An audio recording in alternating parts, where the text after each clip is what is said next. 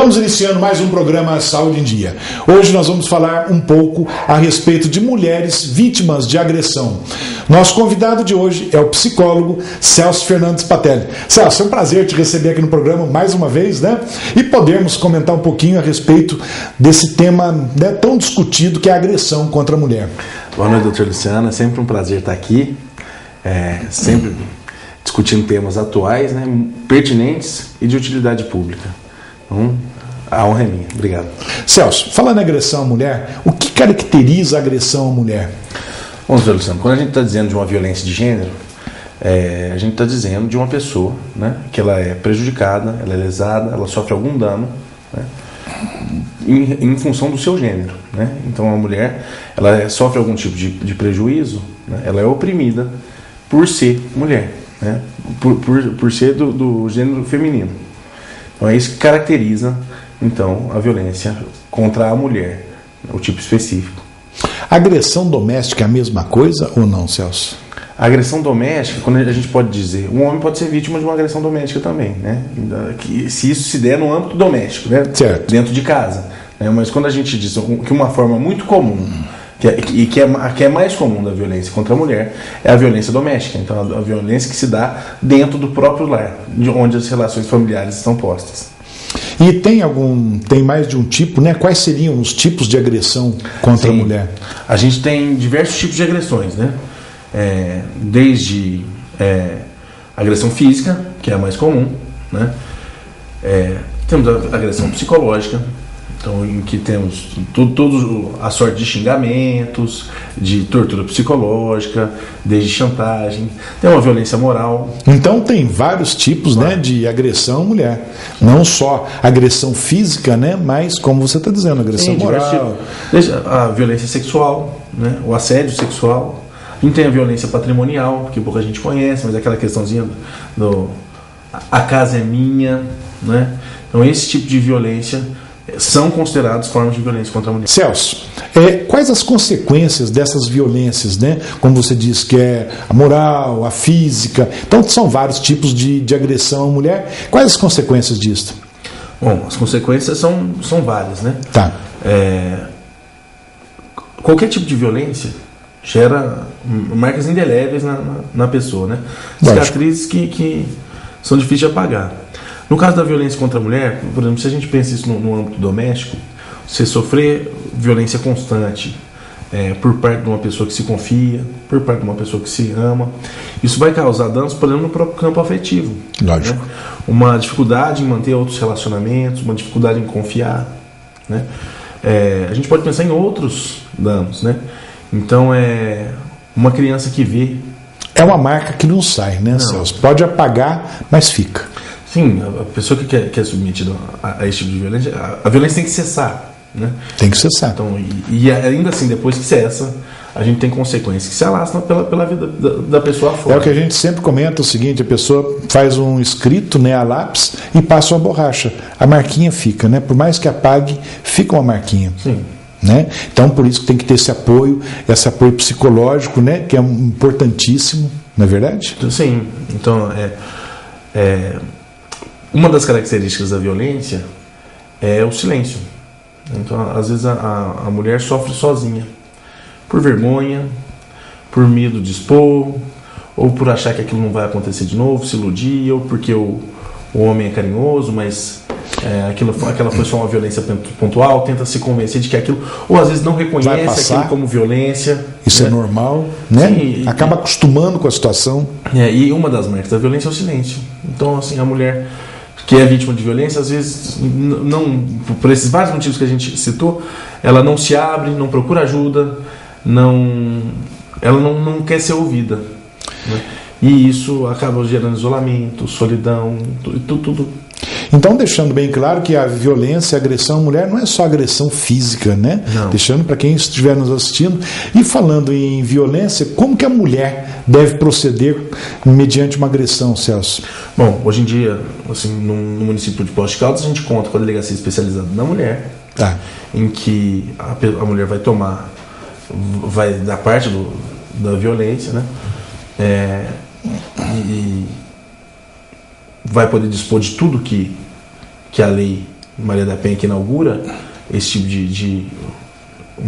inaugura uma nova intervenção nesse tipo de crime. Ela vai poder dispor. E nós temos, por exemplo, aqui em Poços, o CREAS, né, que é um centro de referência especializado em assistência social, que conta com o núcleo da mulher, né, especializado em violência contra a mulher. Né. Lá a gente conta com assistente social e psicólogo, para que a mulher, pensando em assistência social, para que a mulher possa garantir esse direito, para que a violência cesse, né, para que ela consiga se desvencilhar desse tipo de violência.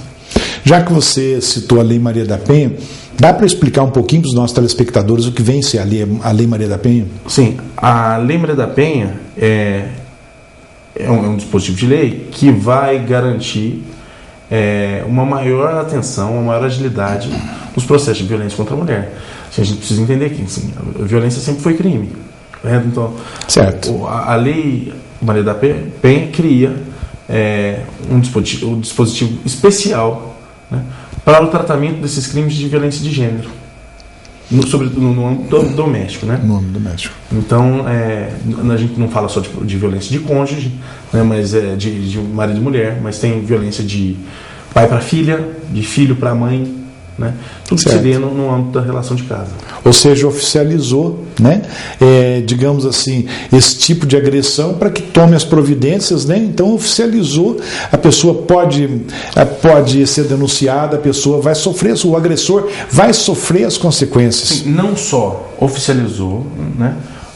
Como otimizou. Então isso está mais rápido e mais eficiente, né? Para garantir que isso não caia a gente sabe da morosidade, às vezes, do processo comum. Então, se dá prioridade para isso, para que a situação de violência não se agrave, né? Para que uma situação pontual de violência não se torne um homicídio, de que a gente não tenha mais danos à mulher. Vá adiante, então, né? Sim. Celso, nós vamos fazer um breve intervalo e já voltamos com o programa Saúde em Dia. Voltamos com o programa Saúde em Dia e hoje com a presença do Dr. Celso Patelli, psicólogo. Celso, vamos conversar uma coisa. O que faz com que o homem reaja violentamente contra a mulher? Então, tem inúmeros motivos, né?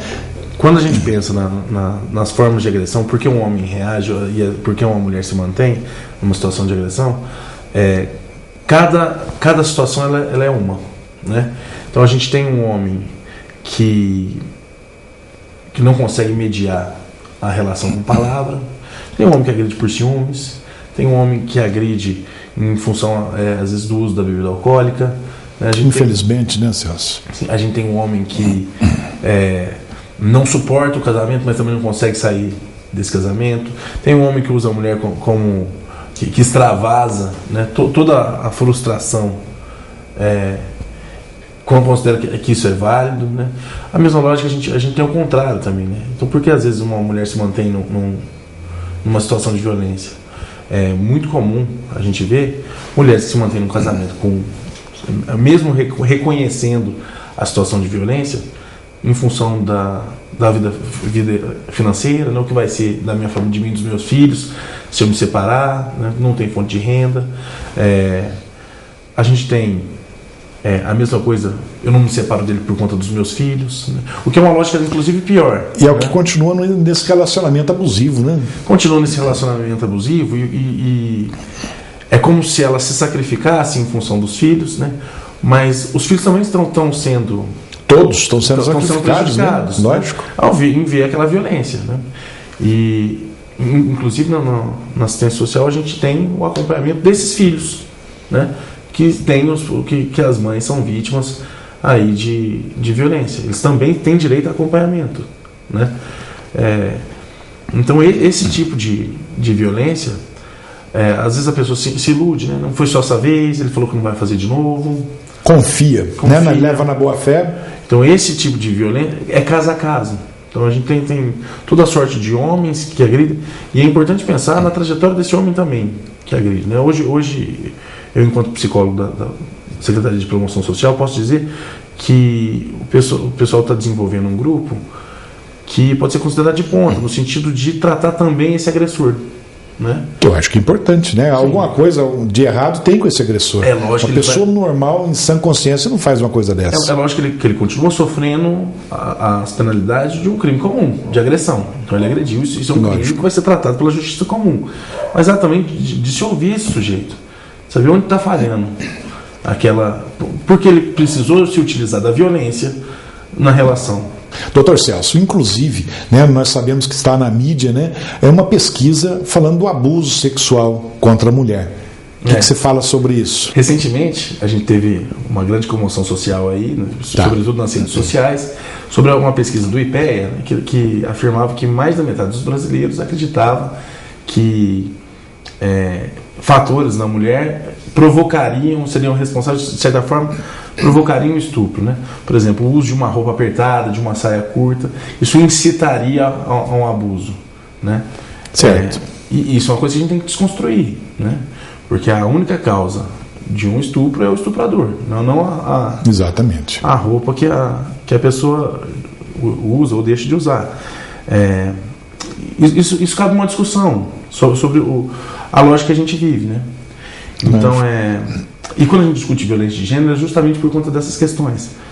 A gente está tão acostumado nesse tipo de coisa que no cotidiano da gente. Então, assim, a gente vê uma menina na rua com um short curto, logo alguém dá algum adjetivo, né? Piriguete, ou faz sempre algum tem tipo alguém de para fazer uma graça fazer algum tipo de juízo sobre o caráter da pessoa que nunca viu.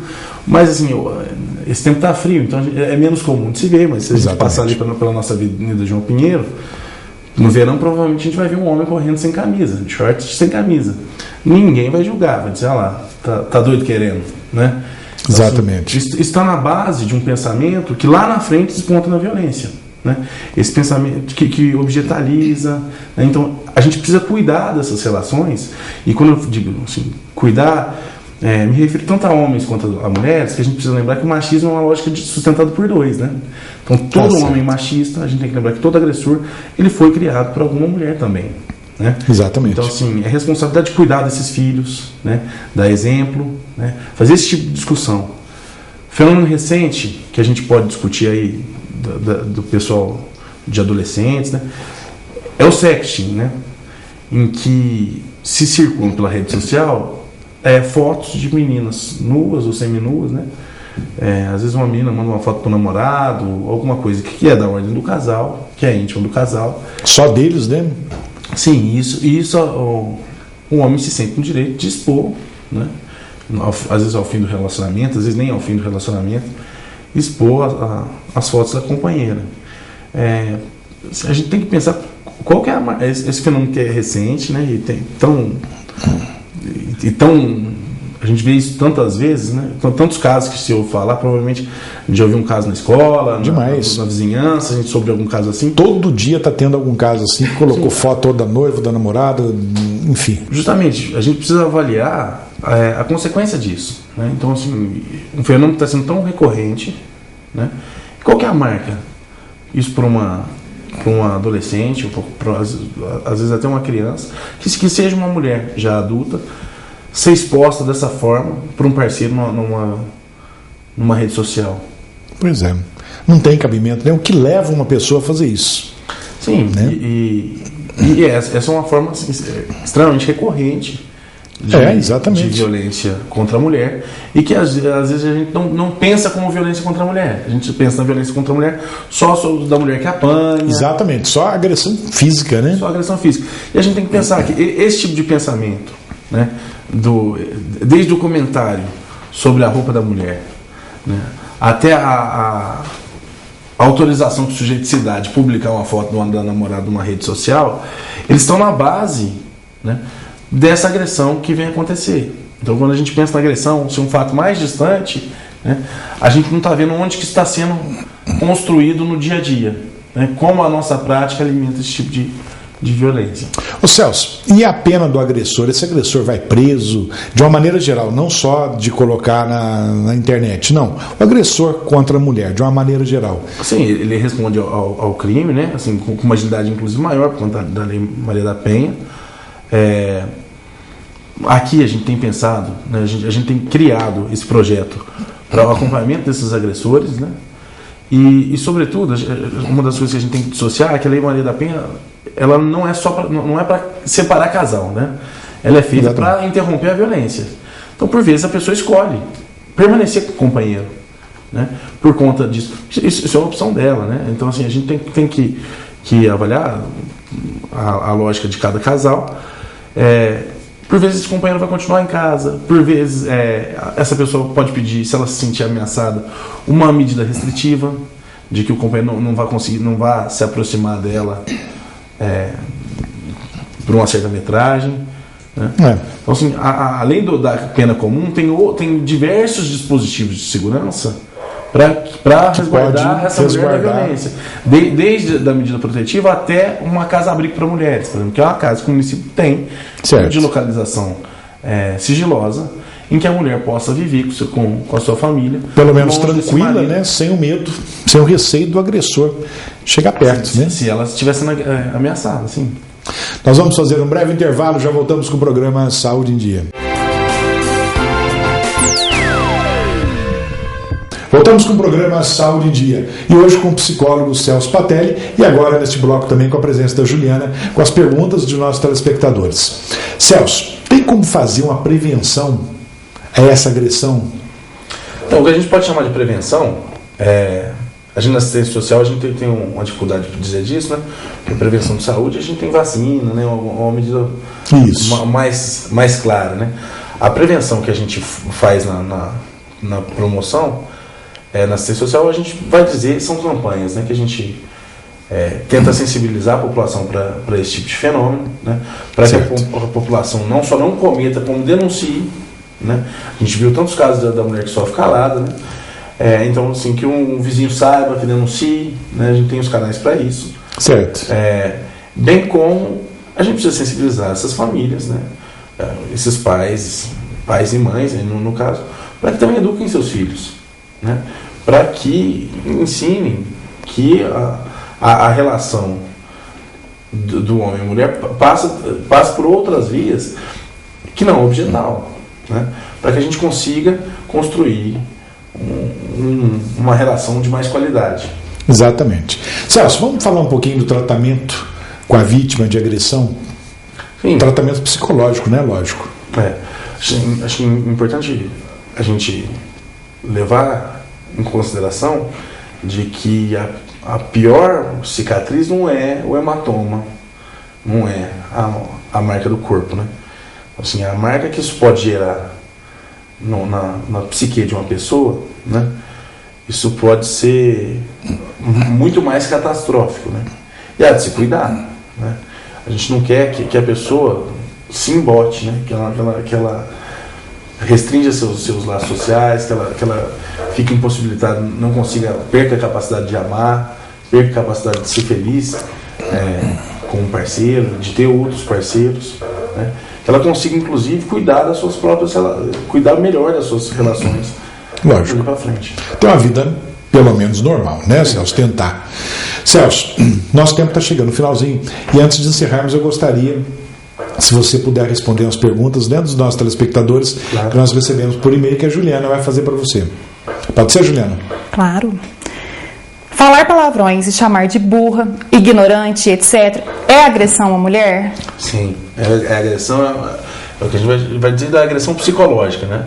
Sim, não só se enquadra como um tipo de agressão, como tem que ser. Isso é crime, né? Isso é crime tanto quanto um tapa, um pontapé. Então, quer dizer, vamos respeitar, né? Eu acho que tudo tem que ter o devido respeito, não é verdade? Juliana, próxima.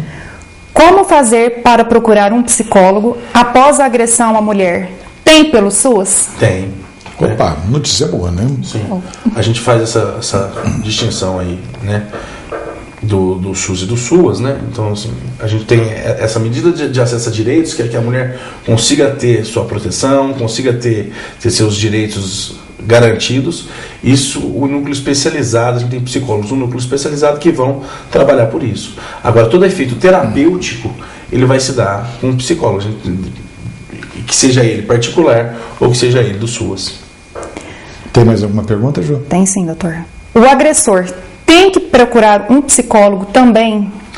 O agressor ele é responsabilizado criminalmente, né? Então, como eu disse, a gente tem uma iniciativa aqui que passa a pensar nisso, mas que a gente começa a pensar no agressor não só como vilão, mas como vítima também do mesmo processo, né?